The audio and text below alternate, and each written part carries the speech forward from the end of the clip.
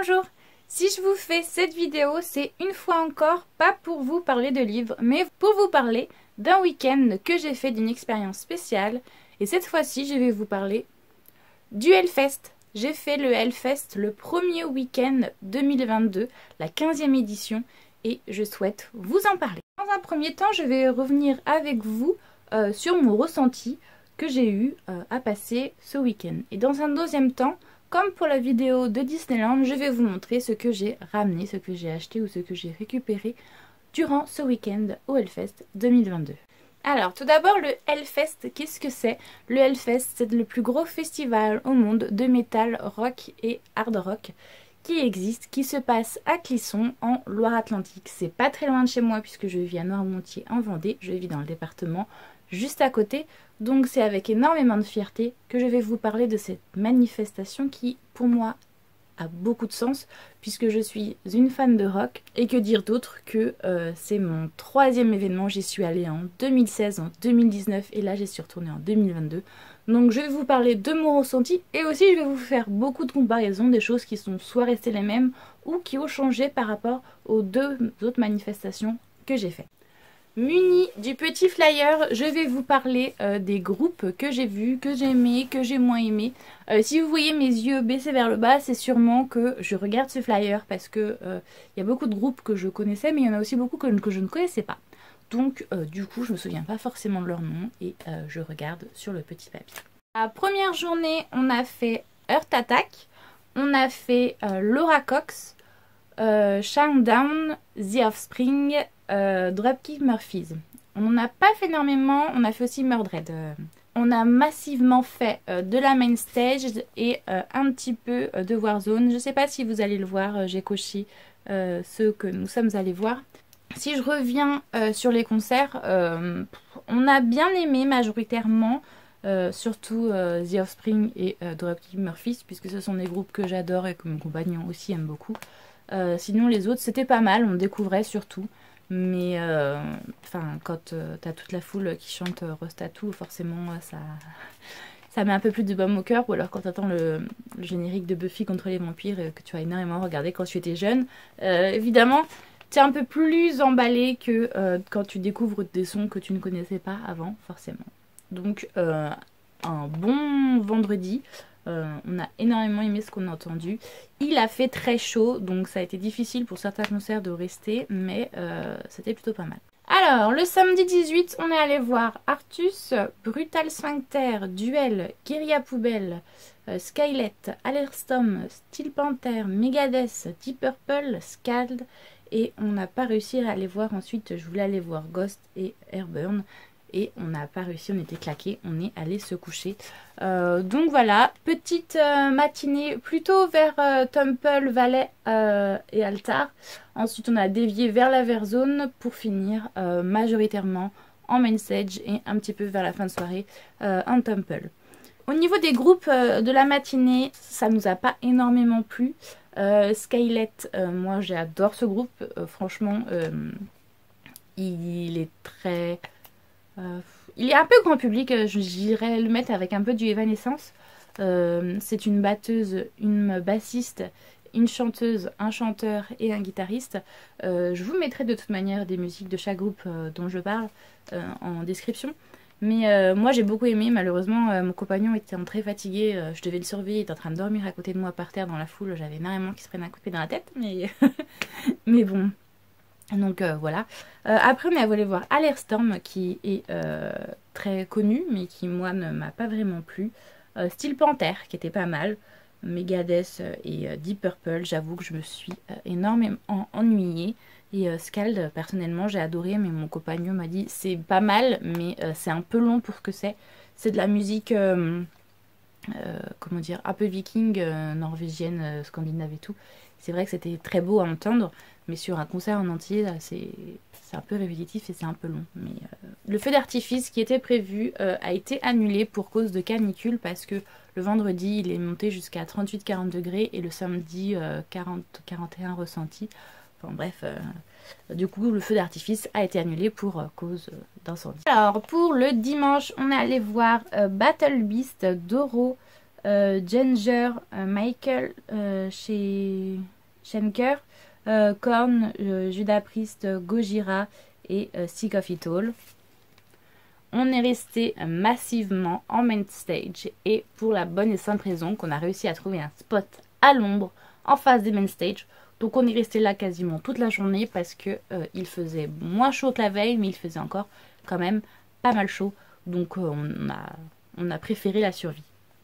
Sinon, au niveau des groupes, Battle Beast, j'ai bien aimé, Doro aussi. Le reste, pas GG à part Judas Priest que j'ai trouvé quand même assez bout parce que c'était une personne assez âgée et il emmenait pas mal sa barque du tout. Au moment où on est allé en Warzone pour Sick of It All, on a eu notre fameux feu d'artifice qui a été décalé du coup, vu qu'il y a eu un orage qui a pété entre le samedi soir et dimanche matin. Du coup, les risques d'incendie étaient moindres et on a eu le droit à notre magnifique feu d'artifice. Je sais pas si j'arriverai à vous en mettre quelques secondes, si je peux, je vous le mettrai. Ça a duré une quinzaine de minutes, c'était juste, on a eu plein les yeux, c'était magnifique. Donc là, je vous ai parlé de la programmation que nous sommes allés voir, mais pour vous expliquer mon ressenti, il faut que je vous explique un peu plus ce qu'est le Hellfest. Voilà ce que c'est le Hellfest. Le Hellfest, c'est toute cette zone-là, avec diverses scènes, comme j'ai pu vous dire, Altar, Temple, Valley, Warzone, Main Stage. Ensuite, il y a le Metal Corner, et ensuite, toute cette zone-là, c'est ce que nous appellerons le camping. Donc, et j'ai oublié de vous parler de cette zone-là, qui est ce que j'appellerais... ils appellent ça le LCD Square, mais moi, du coup, à cause de Disney, je l'ai appelé le Hellfest Village, tout simplement, parce que ça me fait énormément penser à ça. C'est en gros là où il y aurait toutes les boutiques, les goodies et tout à acheter avant de pouvoir entrer dans le site du Hellfest en tant que tel. Donc du coup, pour moi, ça m'a fait énormément penser à Disney Village juste avant le Disneyland Paris. Donc du coup, forcément... j'ai appelé ça Disney. J'ai appelé ça Hellfest Village, mais bon, c'est LCD Square pour ceux qui s'y connaissent le plus. Donc pour vous expliquer notre week-end, nous sommes partis le jeudi soir chez des amis à Nantes. Ensuite, le vendredi matin, nous avons fait Nantes-Clisson. Nous sommes arrivés sur les coups de 9h, 9h30. On a réussi assez facilement à trouver une place puisqu'en fait, ils ont créé, ce qu'il n'y avait pas les années précédentes, des énormes parkings à festivaliers qui étaient obligatoires. Et ensuite, il y a une navette qui t'emmène du parking directement devant le Hellfest. Donc, c'était hyper bien organisé, hyper chouette. Je suis désolée, du coup, je reviens du Hellfest. Niveau voix, c'est franchement la misère. Je fais ce que je peux pour vous faire cette vidéo, mais ça se peut que ça déraille. Ou que je tousse tout simplement. Alors, du coup, oui, je vous disais, donc on avait la navette pour nous emmener jusqu'au Hellfest. Ça, c'est la première fois qu'il y avait ça. Dans les autres éditions, il n'y avait pas et j'ai trouvé ça très bien fait, très bien organisé. Donc, un gros bravo au Hellfest. Ensuite, comme je vous ai dit, du coup, il y a plusieurs zones dans le Hellfest. Il y a la zone camping, la zone LCD Square et il y a la zone d'Hellfest, là où, du Hellfest, là où il y a toutes les scènes. Donc, on est directement arrivé devant le City Square, on a réclamé nos bracelets, ensuite on est allé au camping, on a réussi à trouver une place au tout premier début du White Camp, donc au tout début près du Metal Corner, ce que je n'y croyais pas du tout. Franchement, quand j'ai vu ça, je me suis dit wow, c'est magnifique. Alors que mes collègues, mes anciennes amies qui étaient arrivées la veille, le jeudi soir, eux s'étaient mis au raid. Après, c'était peut-être pour l'ambiance aussi, parce que selon les camps, il n'y a pas la même ambiance. Des fois, c'est plus calme, des fois, c'est plus agité. Et je sais que comme ils sont là pour faire la fête à fond, aller au raid camp, c'est beaucoup mieux. Nous, on voulait quand même un petit peu se reposer, donc le white camp, est un peu plus approprié au repos que le raid. Donc voilà, on est arrivé, on a posé nos affaires, on a installé notre tente et tout. Après, on s'est dirigé directement sur le site du Hellfest, on a regardé nos concerts. On a énormément hésité à déjà acheter le merchandising ou à le reporter au lendemain. Et au final, malgré l'énorme queue qu'il y avait, on a préféré l'acheter tout de suite parce que justement, il y avait cette énorme queue. Même si on est resté à pic au soleil, on préférait parce qu'on s'est dit s'il y a du sold out et que c'était des affaires que l'on voulait, on se retrouvera comme des cons. Donc, on a préféré faire une longue queue au soleil à 38 degrés. Mais au moins, on a eu tout ce qu'on a voulu. Je vous montrerai ça juste après.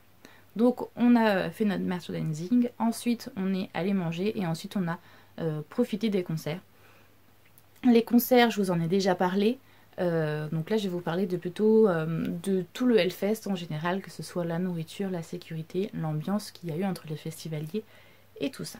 Pour ce qui est de la nourriture, alors j'ai un régime particulier parce que je suis végétarienne et au Hellfest ce n'est vraiment pas un problème. Pas tous les stands, mais quasiment tous les stands proposent quelque chose de végétarien et ça j'avoue que c'est quelque chose qui me plaît énormément parce que c'est pas partout encore le cas. Ça se développe de plus en plus heureusement, mais c'est pas toujours évident de trouver quelque chose à manger quand on est végétarienne. Le seul petit bémol que je mettrais, c'est que là on était en période de canicule. Ils ont proposé énormément de plats chauds, style barbecue, raclette, tartiflette, galette. C'est hyper bon, hein, mais pas à 38-41 degrés, c'est pas possible. Il y avait très peu de choses froides. Nous, justement, on s'est retranché vers un seul stand où il y avait et du froid et du végétarien. C'était le stand où il y a les panini et les wraps, là, parce que les wraps végétariens, on en a bouffé 2 ou 3 fois sur les 6 repas qu'on a fait là-bas, parce que on peut pas manger chaud à cette période-là, c'est pas possible. Donc c'est le seul petit bémol que je mettrais. Il y a de tout, il y a de l'asiatique, il y a de l'américain, il y a de l'indien, il y a du français. Enfin, il y a vraiment énormément de choix. Le seul bémol que je mettrais, c'est que il n'y avait pas assez de propositions froides. Par exemple, il y avait un stand asiatique, il y avait énormément de wok et tout, mais il n'y avait pas, par exemple, de maki, de sushi, chose qui aurait fait, je suis sûre, un tabac en cette période-là. Il faisait trop chaud pour manger des plats chauds. Donc voilà. C'est le seul petit bémol que je mettrais au niveau de la nourriture. On va passer à l'ambiance niveau festivalier. Ça m'a pas déçu par rapport aux années précédentes. Le seul petit bémol, c'est que d'habitude, la première année, je suis allée avec ma meilleure amie Sabra. La deuxième année, j'y suis allée avec ma meilleure amie Cynthia. Et cette année, j'y suis allée avec mon compagnon. Et je sais pas si ça a un impact ou pas, mais c'est vrai que j'ai trouvé les festivaliers avec mes meilleurs amis. J'ai trouvé que les gens étaient plus avenants, en gros, que quand je suis accompagnée d'un homme. Je sais pas si ça a un impact ou si c'est parce que là, avec les fortes chaleurs, tout le monde était vraiment plus recroquevillé sur la survie sur soi en mode voilà. Mais les éditions précédentes, j'ai trouvé ça un petit peu plus festif, un petit peu plus foufou, même s'il y a toujours les excentriques qui se ramènent cosplayer de manière ahurissante. Et là, j'ai eu mal au cœur pour eux parce que sous 40 degrés, certains avaient des costumes énormes. Ils étaient magnifiques, hein, mais c'était à mon avis très dur à porter. A l'inverse, ceux qui sont venus juste habillés d'un Borat, enfin, on a évidemment de toutes les excentricités au Hellfest et c'est les bienvenus et c'est tant mieux, c'est ce qu'on adore. Mais j'ai trouvé que justement, peut-être à cause de la canicule, c'était un petit peu moins festif que d'habitude. Pas de dire le mot canicule et parce que c'était réellement le cas. Vendredi, je crois qu'on était à 38 degrés et on a frôlé les 41 le samedi. Je sais plus combien dimanche, mais on devait être autour des 30-35. Donc, ouais, il a fait très très chaud. Mais je pense que le Hellfest a fait son maximum pour nous le faire ressentir le moins possible, même si, évidemment, c'est pas des dieux, donc ils ont pas pu faire mieux que ça.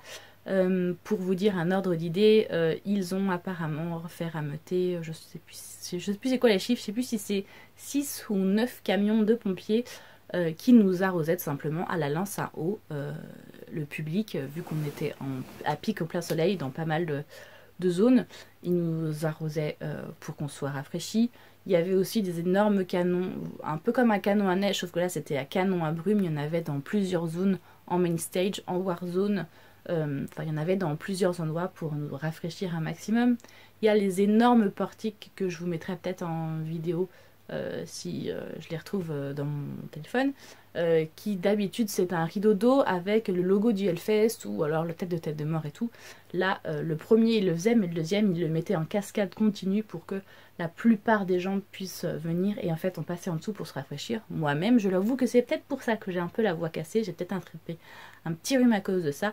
C'est que je passais sous ce portique environ toutes les 2-3 heures.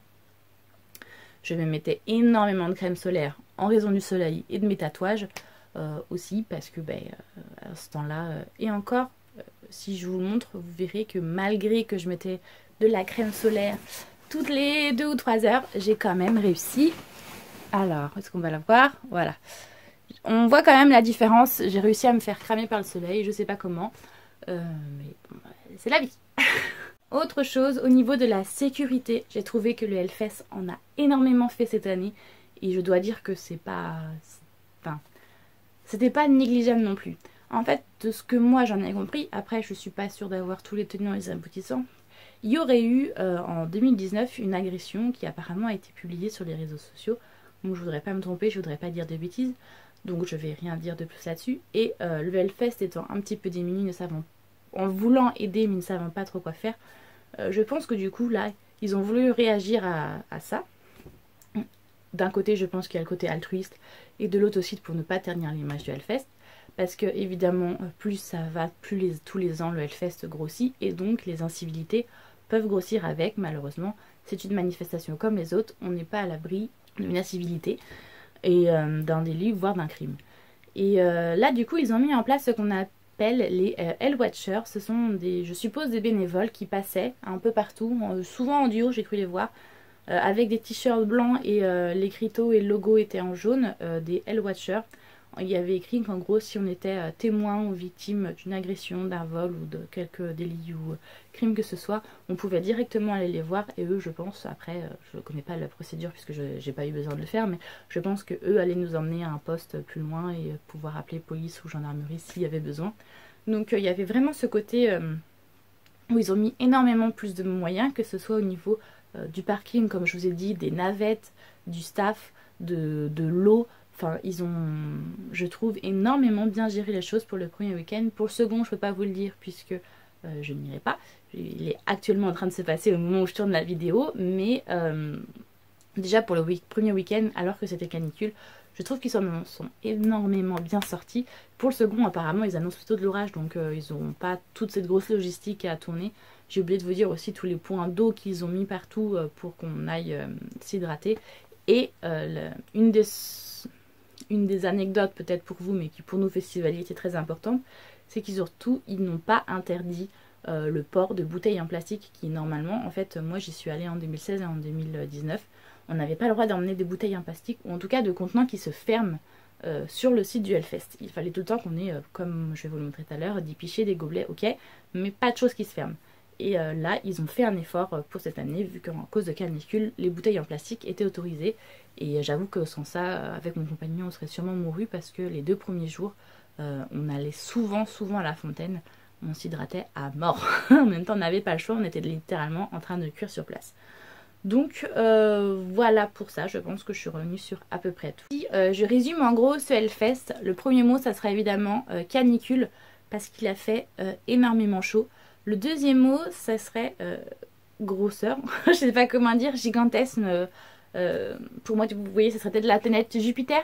Ça a énormément grossi, il y a énormément d'infrastructures en plus, de logistique qui ont été mis en plus en vigueur et que je trouve génial. Sécurité aussi, le staff très présent.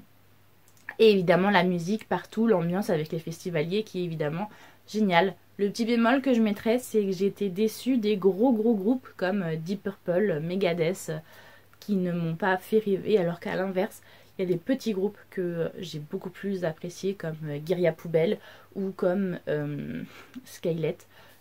Voilà, des petits groupes qui m'ont fait plus rêver que des gros groupes. Après, je sais pas s'il y aura aussi la même effet pour le second week-end, puisqu'il y a encore d'autres têtes d'affiche style Metallica, Scorpion, qui évidemment verront sûrement du rêve et sûrement du pâté. Quoique pour un peu ça sera comme là, ça sera des déceptions. Je ne peux pas vous dire, je n'y serai pas.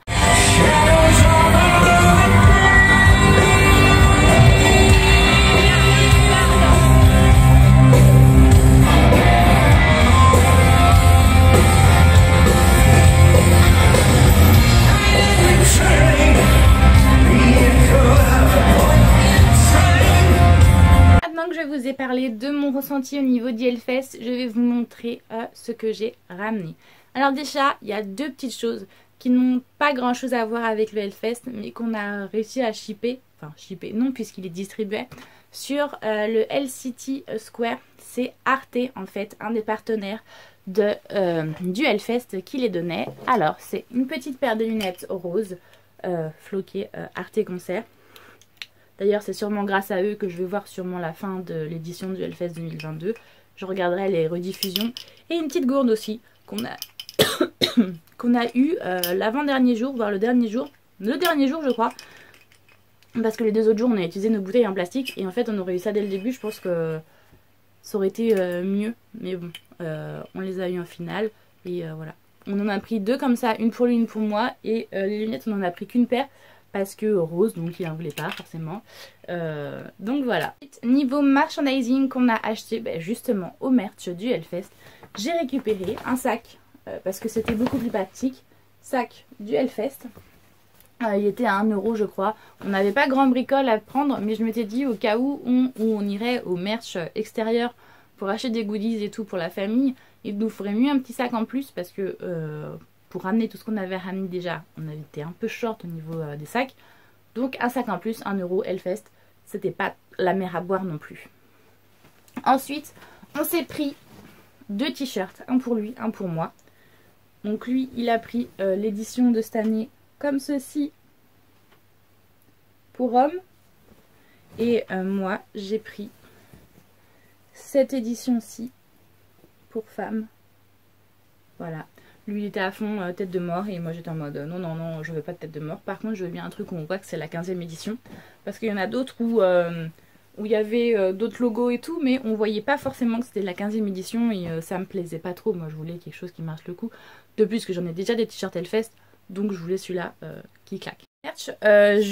J'ai pris un petit patch, comme vous pouvez voir, Hellfest 15e édition, que je vais réussir à mettre, enfin je vais essayer de mettre sur ma veste en jean que j'ai acheté récemment. Enfin, je me suis acheté une veste en jean que je vais pouvoir justement customiser avec des petits patchs comme ça. Et comme vous pouvez voir là, j'ai une petite collection de pins. Donc je me suis dit, une fois n'est pas coutume, achète-toi un pin, Elodie. Alors je vais essayer de faire en sorte, voilà, que vous voyez un peu. 15e édition du Hellfest. Donc patch et pins. Je change pas trop de mes habitudes.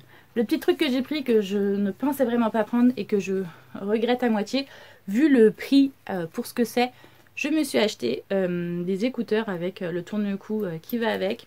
Franchement, pour le prix que j'ai payé, cette petite merde là, c'était cher, ok? C'est floqué Hellfest, je veux bien le croire, mais 30 €. Voilà, pour vous donner un ordre d'idée, ces petits écouteurs là m'ont coûté 30 €. Le sac, on a dit 1 €.